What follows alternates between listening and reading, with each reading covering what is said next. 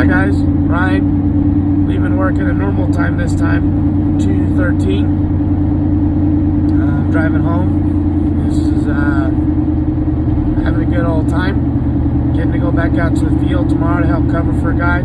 Kind of sucks because it's Thanksgiving, but it's kind of cool because you need the hours, so it is what it is. I want to wish a happy birthday to old Brian Acton. It was his birthday on Wednesday. I have no idea how old he is. I'm assuming he's a young guy, but he seems really experienced.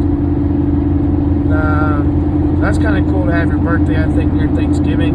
Everybody's going to be around and be together or whatever. And if you wanted to spend time with the family, I guess it would be pretty cool. But yeah, other than that, I think I'm just going to have meet up with some friends and just do like an early Thanksgiving there. And then jet off to work. Jeanette is visiting this weekend, even though I'll be working a bunch. So that's super cool to see her up here. Excited to talk to her and kind of see what kind of fun stuff is going on at PPIR. So that's cool. But for tonight's topic, this is something that I kind of talked about with Frank a little bit. Is kind of about STIs and the Imprezas versus kind of like the 3 Series versus the M3s. And I'm talking, 2000, early 2000s and stuff. So, thing I think is cool is, like in 04, 05, we got our first STIs in the country. And they had some cool stuff, like the crushed blue carpet, the 6 seats, the color matched door panels and stuff. And radios were optional. Like just crazy stuff like that, and it kind of reminded me, like at that time, 2004, 2005, it kind of felt like you're buying a show car. Even though anybody could buy one, it still felt like you're buying a custom car. Blue carpet, any place you get blue carpet. But ultimately, there wasn't a whole lot of crazy like chassis stuff in the SCI that wasn't available in like the sedan 4 doors and even the regular Imprezas. No like crazy chassis stiffening or anything really wild. They still had kind of like some, I think they may have had lighter panels, and obviously like transmission was different, the front suspension was different, some of the parts of the rear suspension was different, like the car was physically wider, the suspension and stuff. But ultimately, you could buy an Impreza and then over time kind of build it up. I mean, it'd be more expensive, I'm sure, but build it into kind of like an STI. We've even had the kind of conversation is like, what is my WRX? Is it a WRX? Is it still just an Impreza? Is it or is it an STI? I mean, does it even matter? I don't know. But like on that same token, say 2004, 2005, similar era, you had, say a 330 versus BMW versus an M3 BMW, there's so much that was different between the two cars. Obviously, the cost was huge different at that time. I think it was like $20,000 or $30,000 upgrade to have an M3. But the M3, like, physically, the body is wider, like the rear quarter panels were way wider, a little bit different seats. I mean, you could get the sport package on your 330 and have similar seats. You had that SMG transmission option, which is, sequential manual gearbox. You had different gauges, even the chassis where the trunk is different, completely rear different subframe, different front suspension, different brakes. I think you can get the ZHP. I think they had the M3 brakes, but I'm not sure. But none of the regular 3 Series got a limited slip diff. The E46 M3 got a clutch type diff. Like when you start looking at all those things, obviously a lot of that stuff is bolt-on, but the chassis itself, like where the rear tire would go, or where the rear 3/4 panel fenders and stuff, all that stuff was specific and unique to the M3.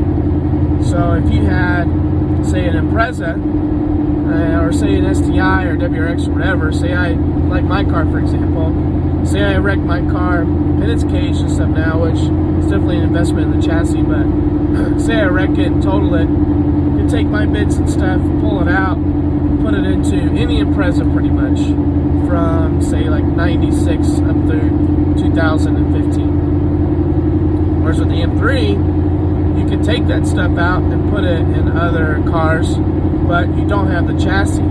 So if you wanted to buy a chassis, you know, an Impreza chassis, like a shell, you get for like $300 or $500, maybe even free. You get to an M3, I mean, you're going to spend thousands of dollars on just an M3 shell, and or even maybe more if you can even find a shell for one of those things.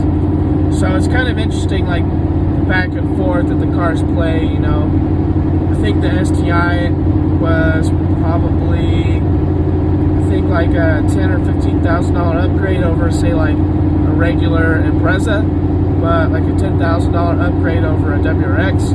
But when you look at like an M3, or even say like an M5 versus their like next level down counterparts, it was like a $30,000 or $20,000 upgrade.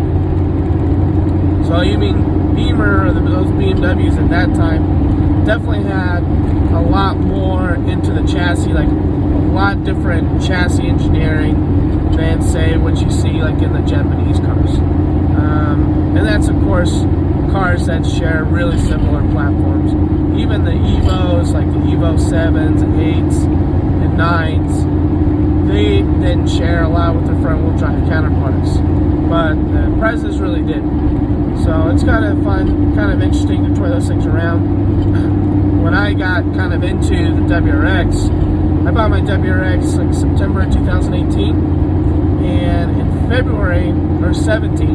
September 2017, bought it from my buddy Brian Merle, and it had some light mods, it's pretty basic. And then when I bought my, in February 2018, I bought an E46 M3, and paid about the same for the two cars. The biggest difference was my WRX was a driving car. My 2000, it was a 2002 as well. My 2002 M3 was not driving, it was just a running car. Low mileage, super cool. I think it was carbon sports, blue metallic. So like in the dark it looked black, but in the bright sunlight it was like a really, really midnight blue. It was sweet. But when it came down to picking which one of those cars I was going to track, because I was impartial to Subarus initially, it came down to which car I was going to track, boiled down to the cost of you know, the consumables, cost of the engine. If you buy, Subaru engines are definitely expensive, don't get me wrong, but to make 350 wheel horsepower on a Subaru is still cheaper than what just a stock, or maybe at least about the same price as what like a bone stock S54 would cost. And then S54s, which is the inline 6 that makes 330 horsepower at the crank, the S54s, those motors they're really finicky, you know.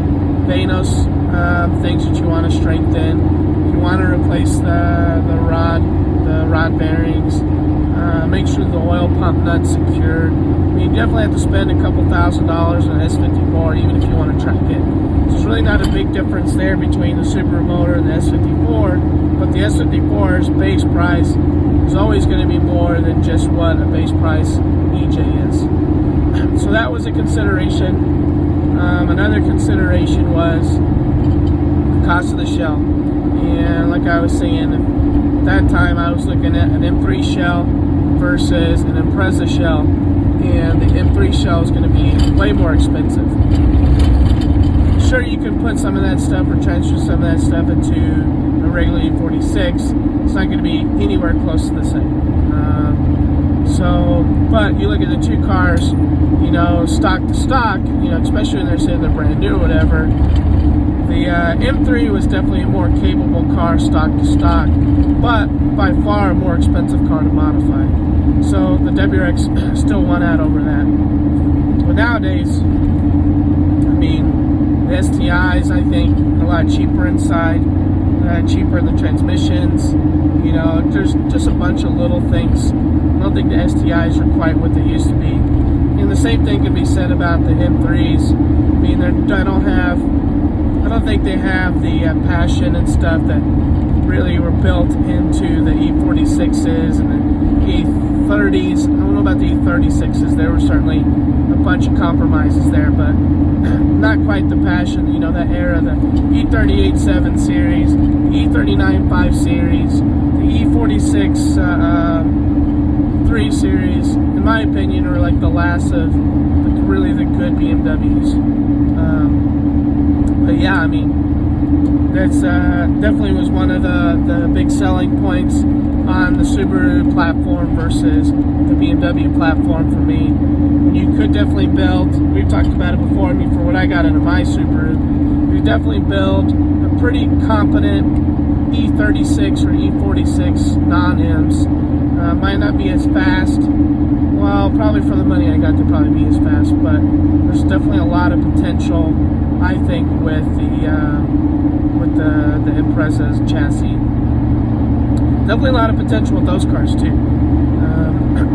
But absolutely, between the M3 to replace it and get it to where it should be versus the WRX, the Impreza chassis it just seemed like it made more sense.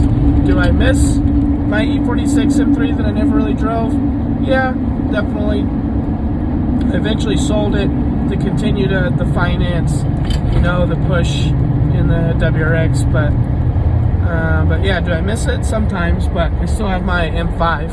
So the M5, I mean, from like a raw power standpoint, in that BMW feel, at least I still have that.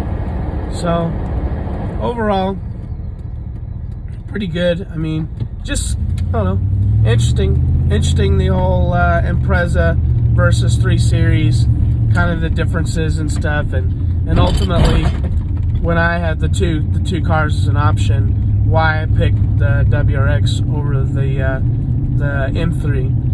So either way, thanks for tuning in.